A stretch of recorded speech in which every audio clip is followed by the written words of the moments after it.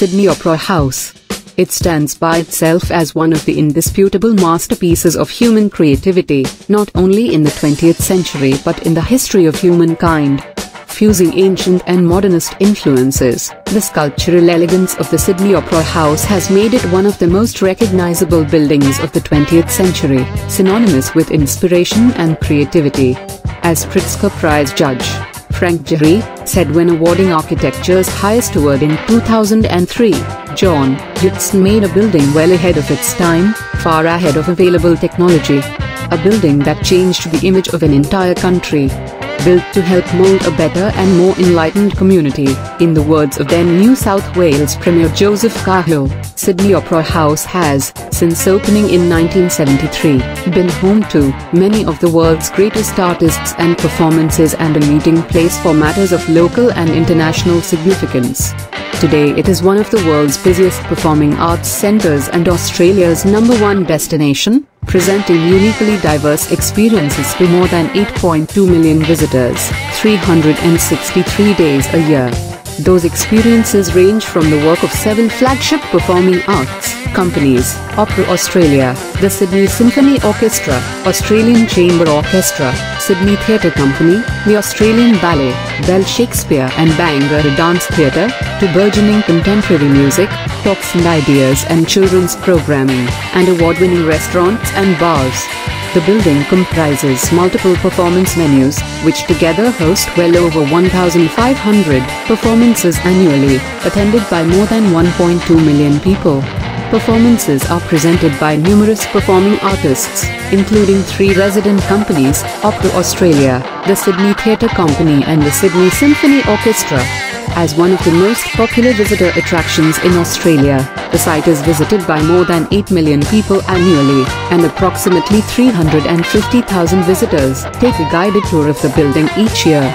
The building is managed by the Sydney Opera House Trust, an agency of the New South Wales state government.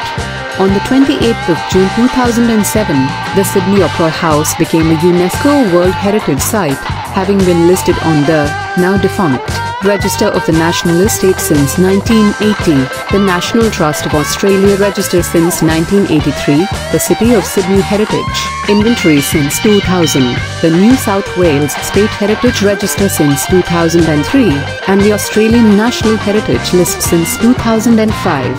The Opera House was also a finalist in the new 7 Wonders of the World campaign list.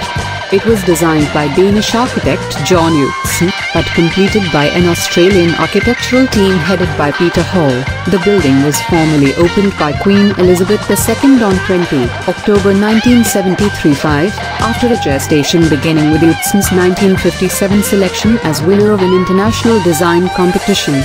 The Government of New South Wales, led by the Premier, Joseph Cahill, authorised work to begin in 1958 with Utzon directing construction. The government's decision to build Utzon's design is often overshadowed by circumstances that followed, including cost and scheduling overruns as well as the architect's ultimate resignation.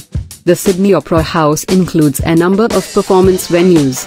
Concert Hall, with 2,679 seats, the home of the Sydney Symphony Orchestra and used by a large number of other concert presenters. It contains the Sydney Opera House Grand Organ, the largest mechanical tracker action organ in the world, with over 10,000 pipes. Joan Sutherland Theatre, a proscenium theatre with 1,507 seats, the Sydney home of Opera Australia and the Australian Ballet. Until the 17th of October 2012 it was known as the Opera Theatre. Drama Theatre, a proscenium theatre with 544 seats, used by the Sydney Theatre Company and other dance and theatrical presenters. Playhouse, a non-proscenium and stage theatre with 398 seats. Studio, a flexible space with 280 permanent seats, some of which can be folded up, and a maximum capacity of 400, depending on configuration.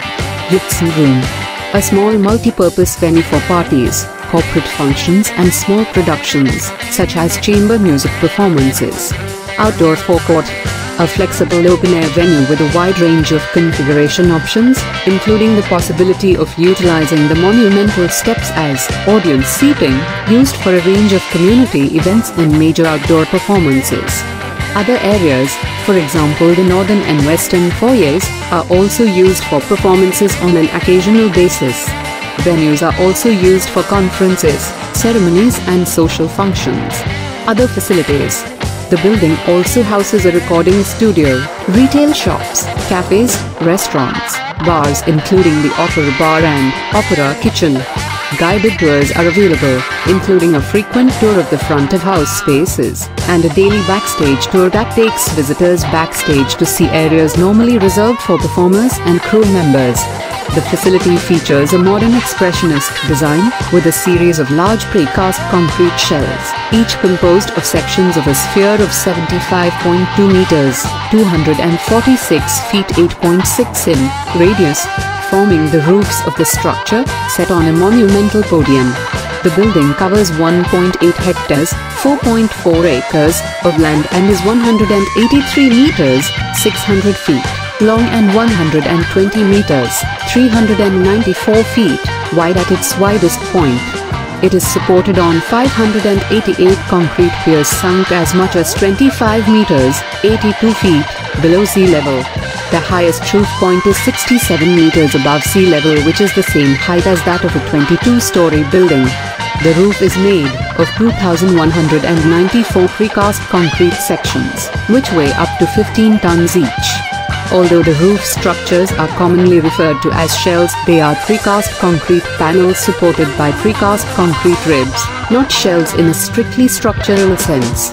Though the shells appear uniformly white from a distance, they actually feature a subtle chevron pattern composed of 1,056,006 tiles in two colors, glossy white and matte cream.